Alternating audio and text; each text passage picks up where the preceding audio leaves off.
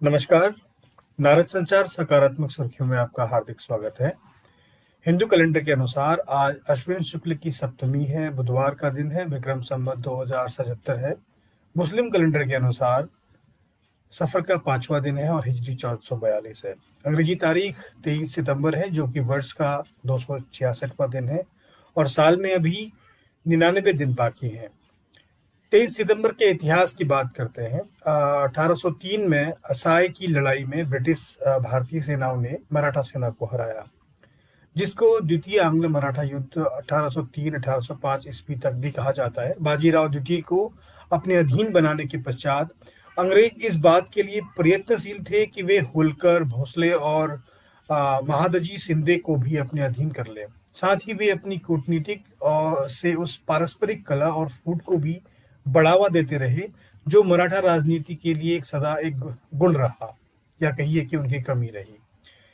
1862 में महान राष्ट्रभक्त और राजनेता श्रीनिवास शास्त्री का आज के दिन जन्म हुआ था और सिल्वर टंग शास्त्री और अंग्रेजी के मास्टर V.S. श्रीनिवास शास्त्री भारतीय राज समाज नेता थे। मद्रास के गरीब ब्राह्मण परिवार में इनका जन्म हुआ। अपने समय के सबसे अधिक कुशल वक्ता होने के कारण राष्ट्रीय संस्था लीग ऑफ नेशन में उन्होंने भारत का प्रतिनिधित्व किया।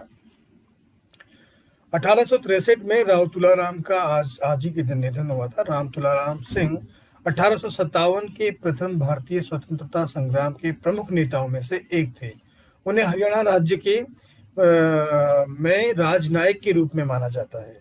विद्रोह काल में हरियाणा के दक्षिण पश्चिम इलाके से संपूर्ण ब्रिटिश हुकूमत को अस्थायी रूप से उखाड़ फेंकने तथा दिल्ली के ऐतिहासिक शहर में विद्रोही सैनिकों की सैन्य बल, धन व युद्ध सामग्री से सहायता प्रदान करने का श्रेय राव तुलाराम को जाता है।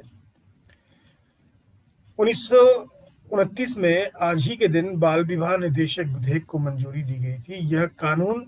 यह शारदा कानून के नाम से भी जाना जाता है।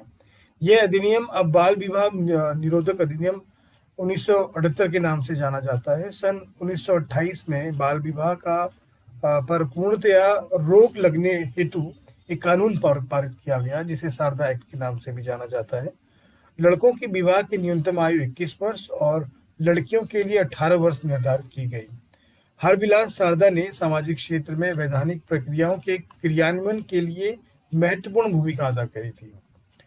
भारत और पाकिस्तान के बीच आजादी के बाद चली आ रही रंजिश कई बार जंग में बदल गई और वर्ष 1965 में दोनों देशों के बीच 5 हफ्ते तक भीषण युद्ध हुआ और संयुक्त राष्ट्र की पहल पर आज ही के दिन युद्ध विराम हुआ था। 1976 में सोयूज 22 पृथ्वी पर वापस लौटा। सोयूज 22 सोवियत चालक दल का अंतरिक्ष यान था। यह एक संशोधित सोयूज अंतरिक्ष यान का उपयोग कर एक पृथ्वी पर एक विज्ञान मिशन था, जिसमें विशेष रूप से निर्मित कैमरे के साथ पृथ्वी के सतह की परिक्रमा करते हुए एक सप्ताह बिताया। 2009 में आज के दिन भारतीय अंतरिक्ष अनुसंधान संगठन इसरो ने भारतीय उपग्रह ओशनसैट 2 समेत 7 उपग्रह कक्षा में स्थापित किए। आइए आज की सकारात्मक सुर्खियों में प्रकाश डालते हैं। ग्लोबल मार्केट में कच्चे तेल की कीमत गिरने से घरेलू बाजार में पेट्रोल डीजल सस्ता हो गया है। मंगलवार को दिल्ली में पेट्रोल की कीमतों में 8 पैसे प्रति लीटर की गिरावट दर्ज की गई। अब दिल्ली में पेट्रोल का भाव 81.06 रुपये प्रति लीटर पर आ गया है। वहीं डीजल 15 पैसे प्रति लीटर की कटौती की गई है। अब दिल्ली में डीजल 71.28 रुपये प्रति लीटर पहुंच गया है। 10 साल के सलीम खान इन दिनों यूपी के साथ बिहार में भी काफी चर्चा में है। यूपी के औराही गांव के सलीम का फिजिक्स से प्रेम और विज्ञान को समझने की क्षमता अद्भुत है। 10 साल की उम्र में सलीम जेईई मेन और एडवांस लेवल के फिजिक्स के अलावा उनके सवालों को हल कर देते हैं। हाल में ही सलीम का एक वीडियो सुपर 30 के संस्थापक आनंद कुमार ने शेयर किया है। इसके बाद वे काफी चर्चा में है। सुप्रीम कोर्ट ने central board of secondary education CBSE को निर्देश देते हुए कहा है कि 10वीं और 12वीं की कंपार्टमेंट परीक्षा के रिजल्ट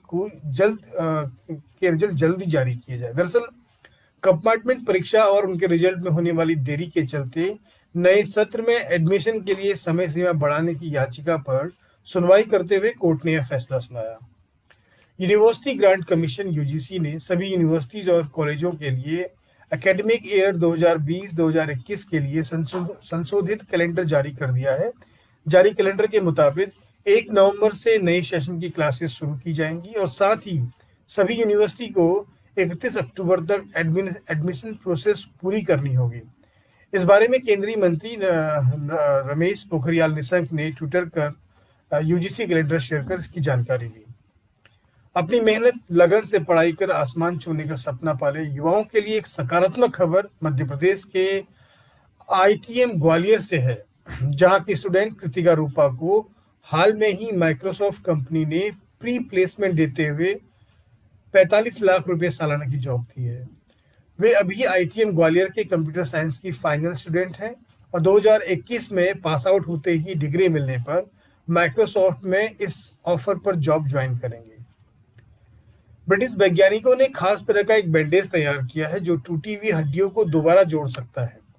यह एक प्रकार से प्लास्टर का काम करता है। इस प्रयोग से के चूहे पर सफल होने के बाद अब इंसानों पर इसके ट्रायल की तैयारी चल रही है। इसे किंग्स कॉलेज लंदन के वैज्ञानिकों ने तैयार किया है। रिसर्च का दावा है कि शरीर के अंदरूनी हिस्से में बैंडेज काम करता है, इसीलिए उम्मीद है कि ओपन फ्रैक्चर में होने वाले संक्रमण को यह कम करेगा। नारद संचार की अपेक्षा है कि आम जन के बीच पत्रकारिता की विश्वसनीयता और उसकी सम्मान बना रहे।